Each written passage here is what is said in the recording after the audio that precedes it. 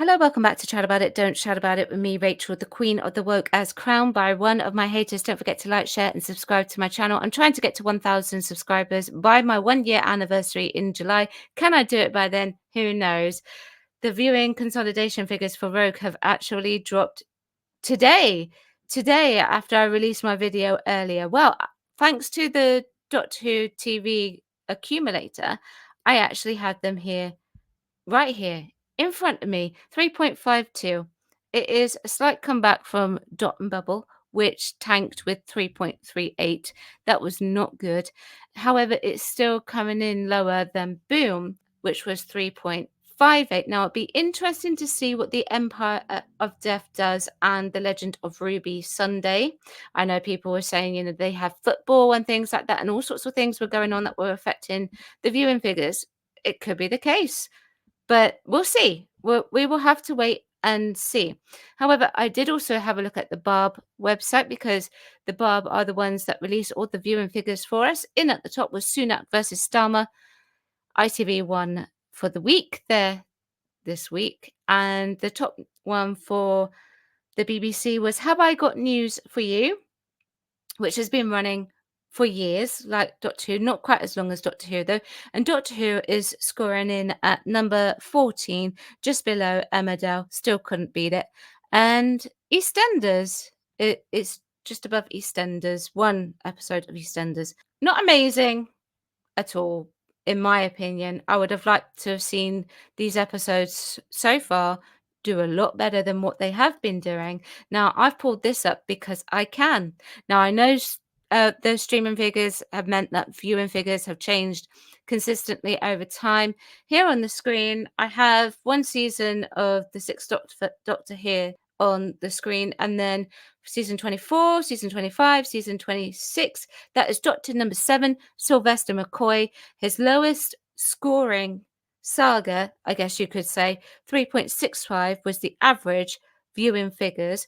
That was Battlefield, and Battlefield for episode 1 scored 3.1 million. What is surprising me about this is how can something from VHS time and no streaming services time be matching something that is with streaming services and overnight viewing figures as well?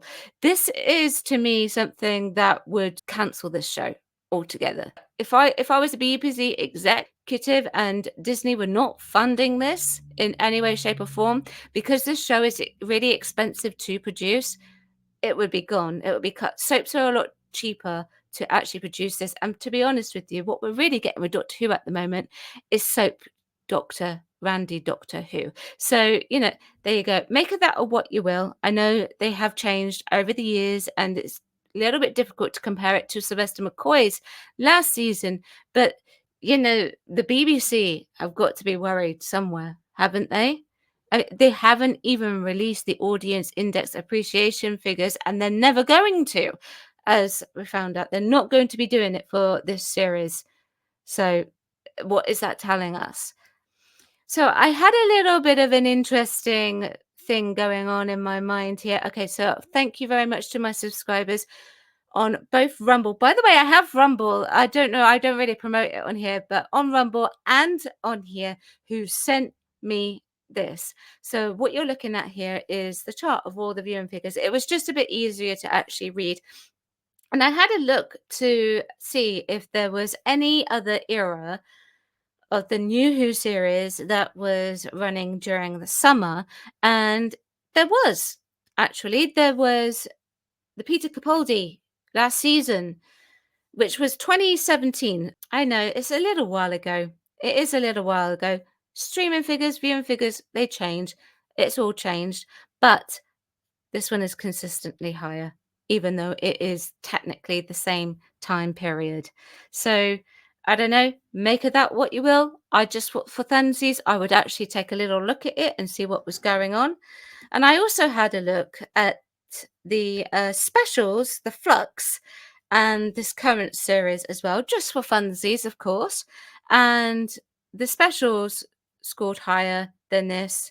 Jodie Whittaker's last season, which was the Flux, which not many people really enjoyed from my understanding. I wasn't a big fan of it either.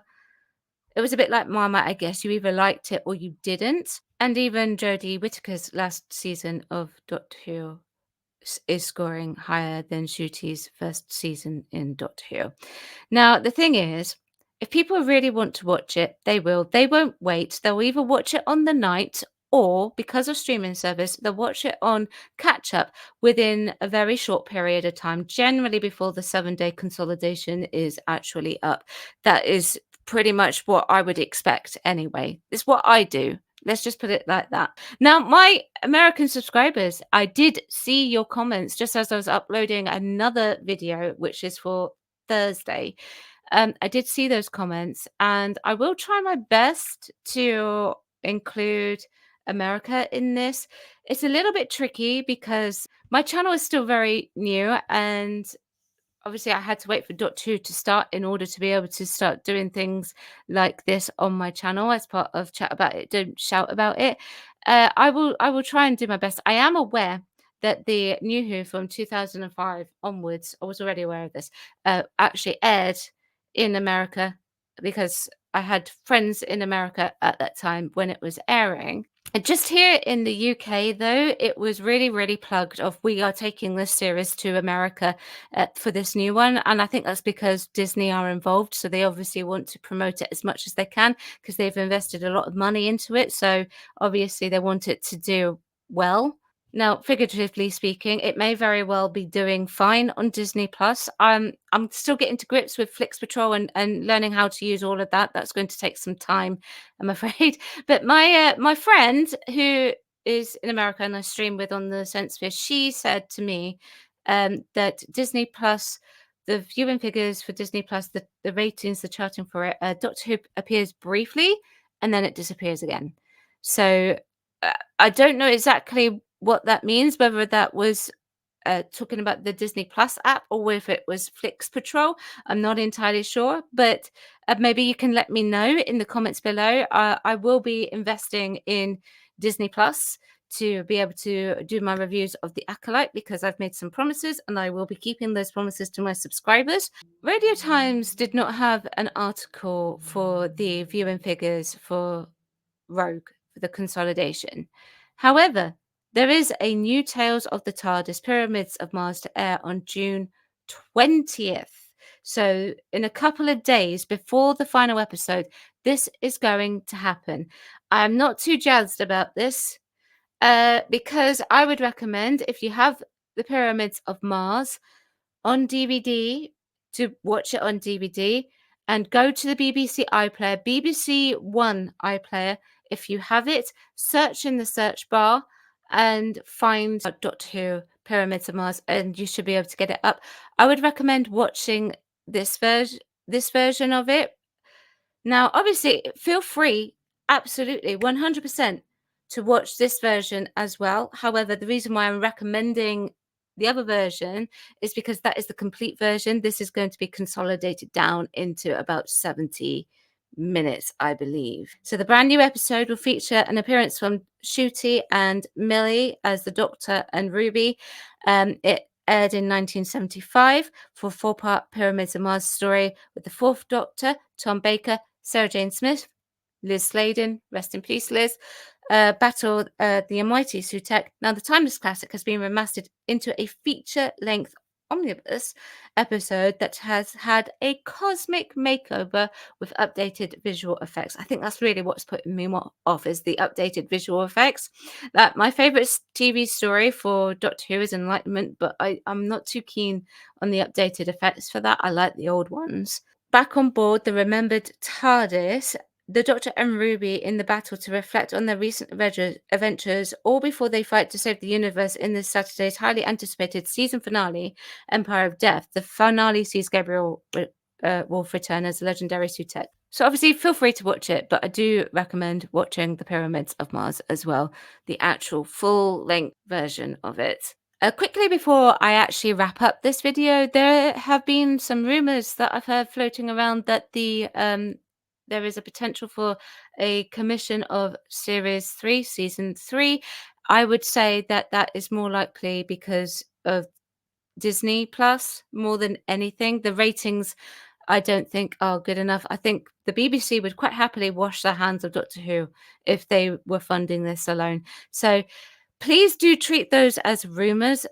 Right now, Russell T Davies spoke very early on, so maybe to hype people up and maybe even to convince people. I don't know what's going on there, so just treat them as rumors for the time being. Now, tomorrow on my channel, there's a segment called Keep It Positive, which is going to be a segment that I'm going to do every Thursday just to keep it light because there's a lot of negativity going on in the world, and I know some people appreciate the lighter stuff. So it's actually going to be a Doctor Who special. I know I've done a lot of Doctor Who. I know. But I can't help myself, especially with the series going on. It makes it worse for me. I just can't help it.